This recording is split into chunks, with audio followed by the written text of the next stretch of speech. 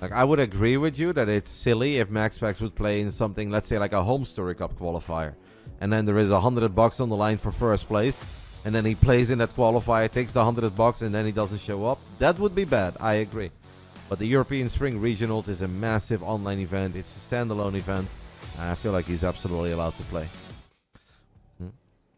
This is obviously something that ESL has looked at, that has been discussed with players as well, team managers, etc. But anyway, let's move on. We don't need to talk about that. We're going to talk about our shiny Italian stallion playing these games from Seoul, South Korea. It's a Reynor in the top right side of Alcyone. And in the bottom left side, representing Dragon KaiZi Gaming, it is our Korean Protoss her0. Probably did not expect to be entering this best of 2 with his team having the 2-0 lead already.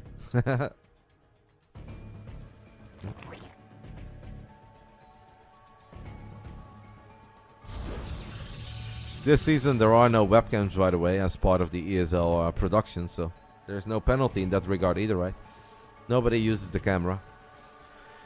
And if you guys wonder why that changed, that obviously has everything to do with now the casters being the producers of the event. So Wardy runs the stream, or Biomov runs the stream, or Statfest runs the stream, and asking them to also set up the player cams. It is possible, but it just adds more layers of complication and allows for more room for error, and then everything goes wrong and the show just becomes worse. While in the past it was DreamHack with a experienced full-time crew running these shows. They had time to set all of that up.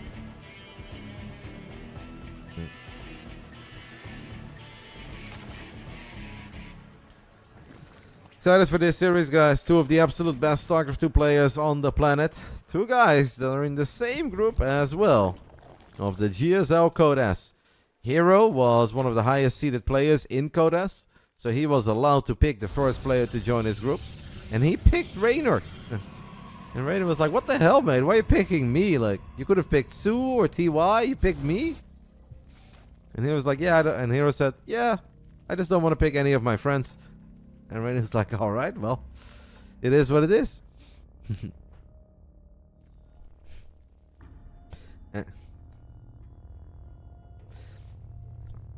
I don't know exactly what her0's reasoning is for picking Reynor in his GSL Code S group, but what he told Reynor is that he just didn't want to pick any of his friends.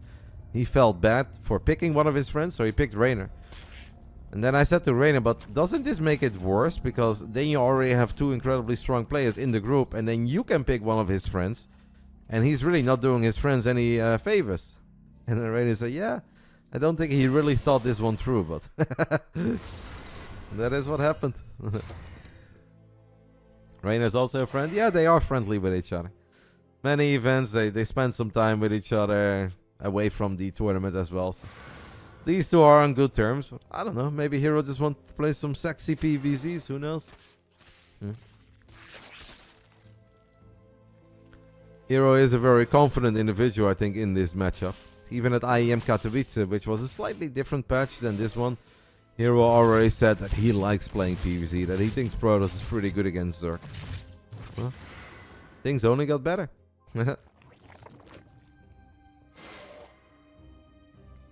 Gonna open up with 4 gates, a Robo, Twilight Council, and I assume that it's a Resonating Glaive Adept. I think this is a good map to play Glaive Adepts on. I'd be surprised if it's anything else. We should kind of start it right now, though. There it goes. It is going to be the 4-gate Glaive Adept.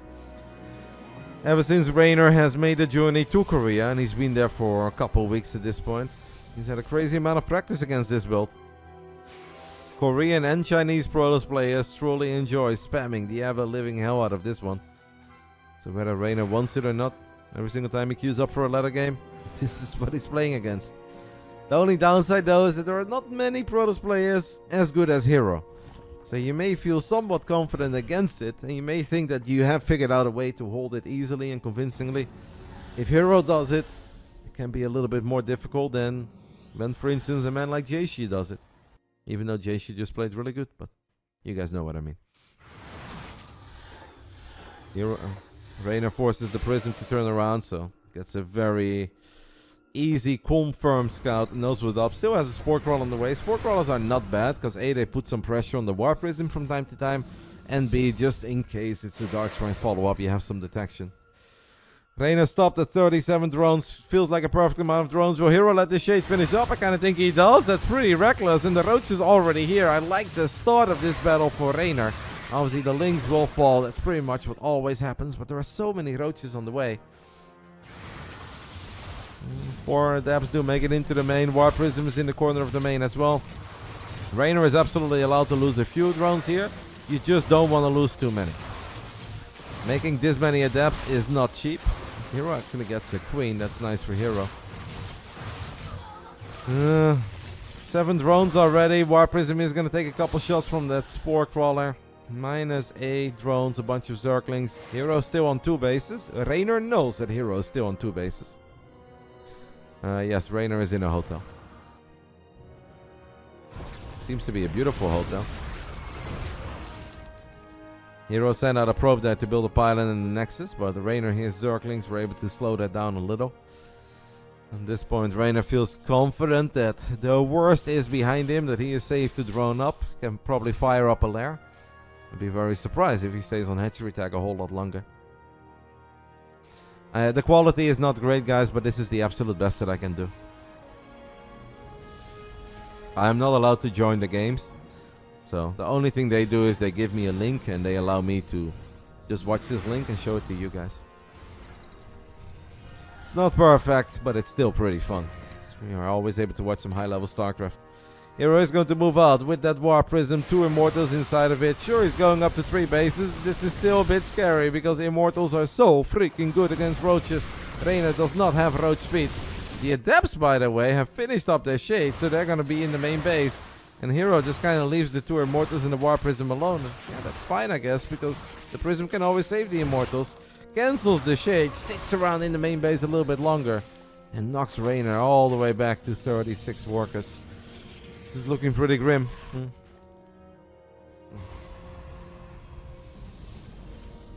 Imagine if Roddy was playing in that last match. JC played really well, right? We can't take anything away from him. Not the result that we wanted. This is a very biased stream. I am not a neutral commentator here. I'm cheering for my team, but I will obviously always applaud a good effort. And yeah, JC played well. Gotta give him some kudos.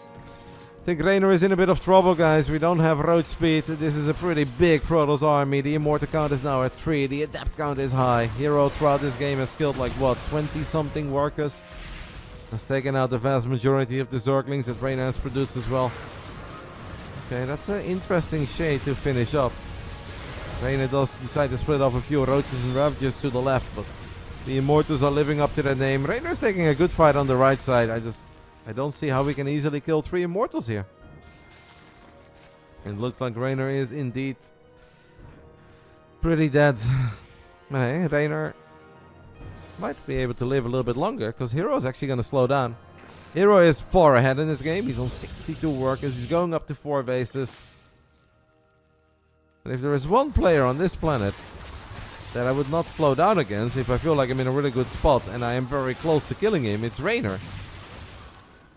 her0 may regret going home here, guys. He's still winning. I'm not going to say that I like Reynor's position or anything. But I think it's incredibly dangerous that if you have Reynor on the ropes and you have the kind of army to just get him out of there, to go home and macro up. I think her0's army was good enough to straight up win the game. Now Reynor has a tiny chance. Not a very big chance, but we have a tiny chance. And Reynor is incredibly good from awkward Zerg positions. We are allowed to dream.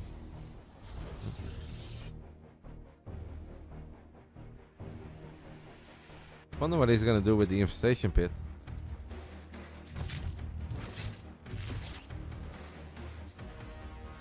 It is just going to be a quick hive for Reynor.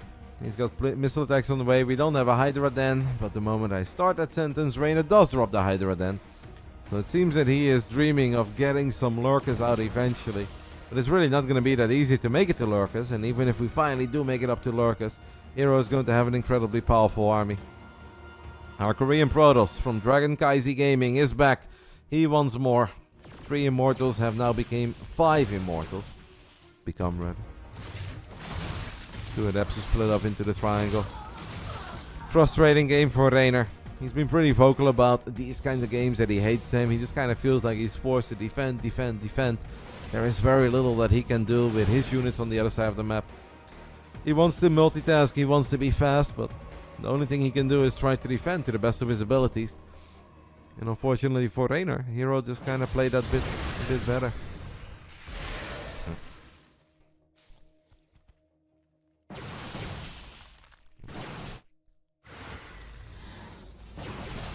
Do the Stalkers have Blink, by the way? I feel like if we have this many Stalkers, we must have Blink.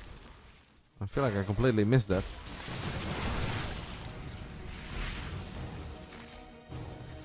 Seven Adepts are threatening a shade into the natural. Stalkers do have Blink, as they're gonna go for the defensive Blinks back. Reynor is fighting with an inferior Zerg army here against superior Protoss economy. Protoss upgrades, Protoss tech. Yeah. We basically need her0 to go AFK for a little bit or try to play dodgeball with all the corrosive balls to have a tiny shot here. I really don't think it's doable. This Protoss army is simply a little too big, a little too powerful. 3-0 for Dragon KaiZi Gaming. Ay. Tough start to the season so far. Reynor can now pick whatever map he wants. What is the best Zerg map, guys, that you can go for? What will Reynor choose? Maybe Oceanborn or something? They're playing on the Korean server, yeah, they're both in Korea. What do you guys think Reynor chooses? As a Zerg, if you can pick one map against Protoss. Side Delta is an option. Pulse Youth, yeah, okay. Pulse Youth is fair. That one is fair. It's pretty good for Lurk. It's still a bit weird though. I don't think about it as a great Zerg map just because it's a bit of an odd map, but I like it.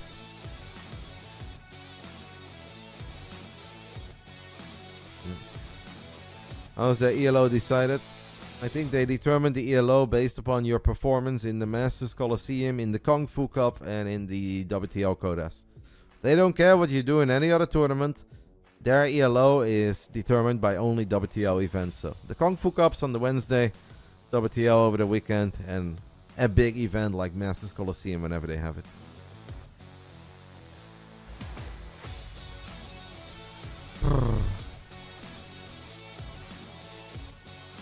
Last season, our man Trigger did 2-0 Oliveira. So if Reynor can just take one map here, we are allowed to dream a tiny bit. It's not easy. Looking very grim. Let's hope that starting play day 3, we can turn things around. And we can go back to the Basilisk that you guys know and love, that I know and love. I don't like this place. I'm used to going undefeated or, well, dropping one battle in 2 seasons.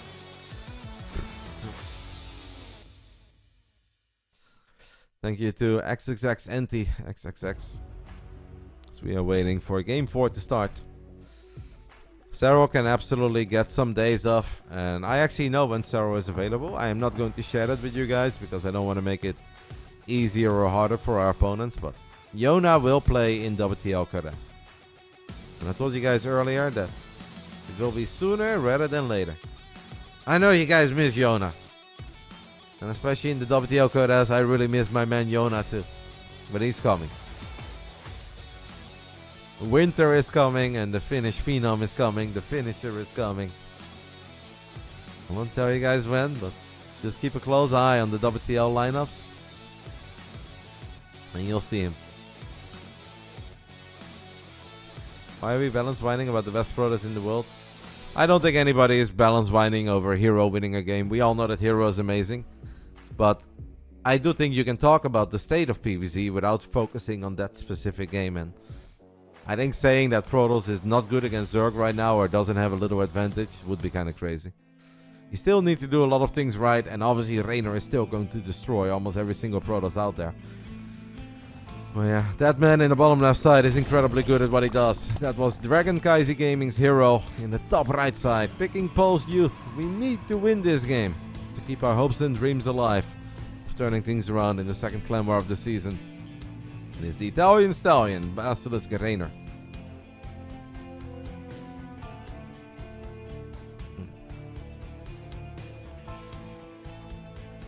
We had 5 years. Yeah, like I'm not... Guys, these kind of conversations or discussions are a little bit silly. I'm not arguing over the fact that Zerg was good against Protoss in the past. That is true. But we can still state that currently Protoss is in a good place against Zerg without denying the history.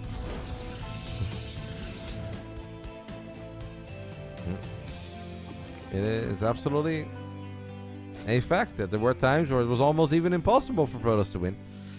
I wouldn't say that it's impossible for Zerg to win at the moment, but Zerg is powerful. Hero playing Nexus first, by the way. I'm feeling validated. Hero going Nexus first. If you guys ever watch me play PvZ, you'll see that I'll go Nexus first every game. Besides the games where my opponent 12 pulls. Did Hero go Nexus first without a scout, by the way?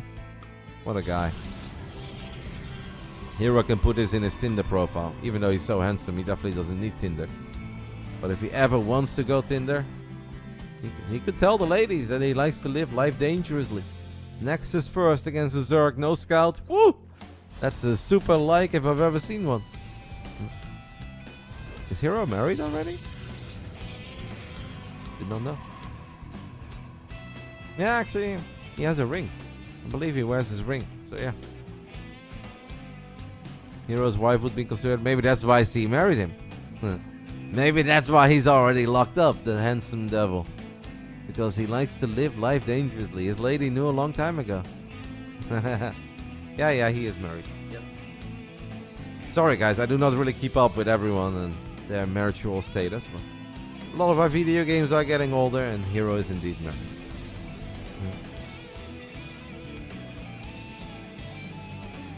He has a kid too, right? That I don't know. I've never heard him about a kid. But possible.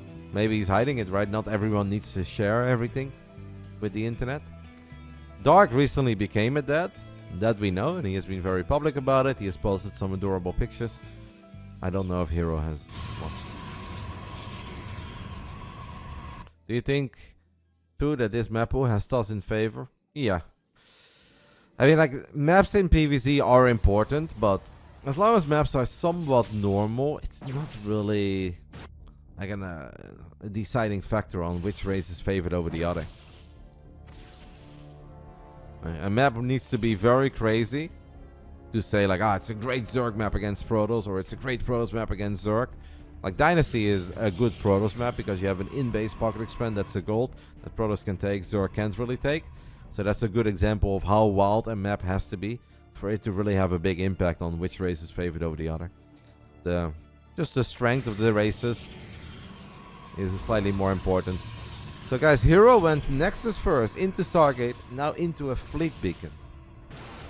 That's quite something. I guess he's gonna open up with Carriers. I don't think this is really the map to open up with Tempest. Unless he feels that there is a sick Tempest spot out there somewhere, but shout out to Eba for the raid, I appreciate it. Yeah. I feel like this must be Carriers, right? Old school 4 carrier opening into Blink Stalkers. Every map is the right map to open Tempest. I'll fight you over that, mate. Well, he is gonna open Tempest.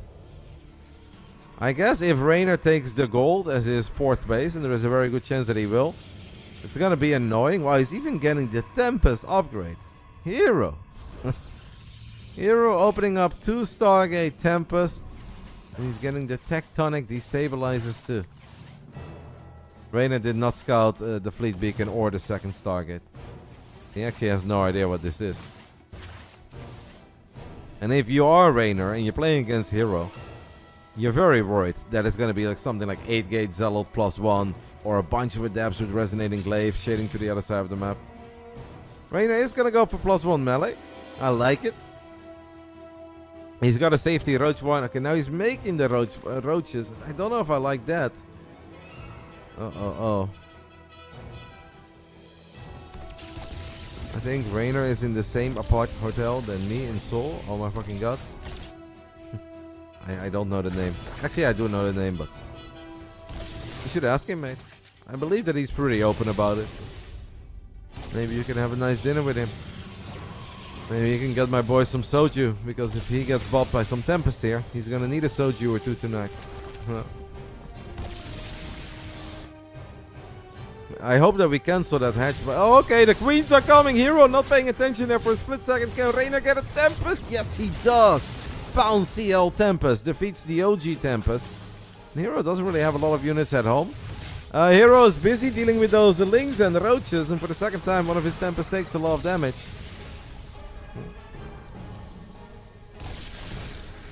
Reynor is trying to bait those Tempests far on creep this time around. Hero is paying attention though. Spire is about to come online. I know you can go for Corruptus here, but is there a world where we can play Muda? I know it's very scary to play Muda against a guy with 2 Stargates and a Fleet Beacon, but it would also really suck to build Corruptus. I guess we can just play some Ling Corruptor for a bit and take it from there. Hero does get what he's looking for, and that is a cancel on the 4th hatchery, as he's now going to shift his targets to the other 4th hatchery that Reynor was building. Corruptors are on the way. Queen's going to be forced to go off creep, and this is where that Tempest upgrade is so big. Reynor is forced to cancel this one too. Now one of the Tempests is off creep and gets picked off. We're counting down the seconds for those 7 Corruptors to show up. Oh my god, it's a kill! Oh no.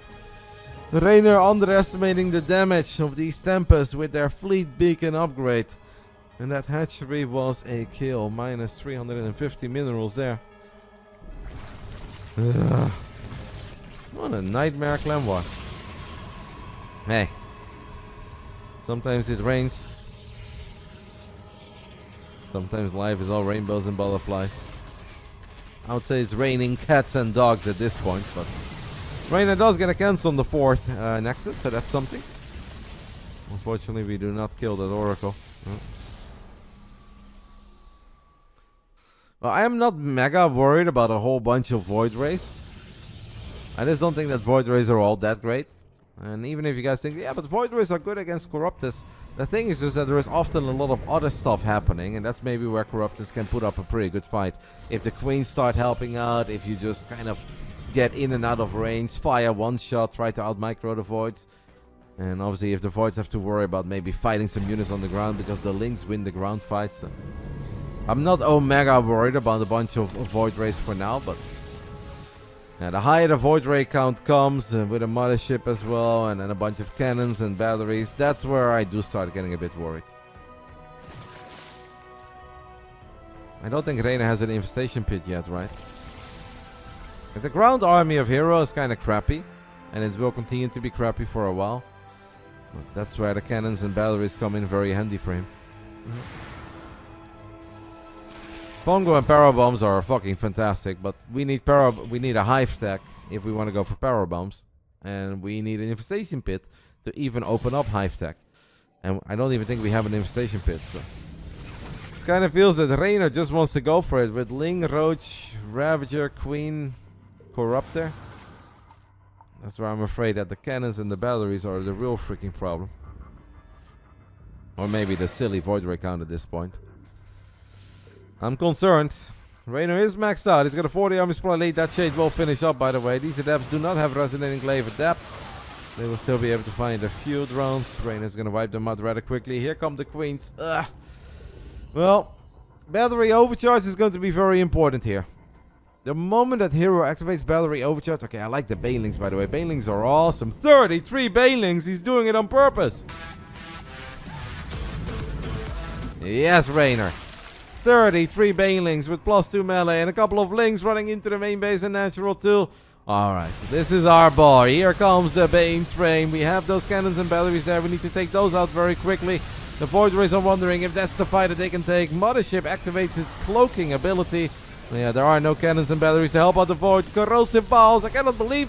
Whoa, we missed it. No, I feel like a whole bunch of Voids went down to Corrosive Ball. Maybe we didn't. I don't know. What I do know is that this was an absolutely fantastic attack. Why did that observer just look away in the middle of the fight? Kind of annoying. Yes, Lings were in the main. We knew that Lings were in the main. Reynor does end up losing the majority of his Corruptors, if not all of them. He's done a lot of economic damage. And look at the Queen, the real Tempest in this game. Bouncy L Tempest going to town on the Mothership even. And the Rev just helping out a little bit. Alright. Staying alive. Staying alive. My 50-50 man is back. Gets a point on the board. When we need him the most. Reynor is gonna actually be... Hero's dropping a few High Templars. Gonna morph those into Archons. He's gonna go for the Desperation Send of Void Ray Archons. And there is a world, but that's still scary. I hope that's not this world. The Zealots and Archons only have +1.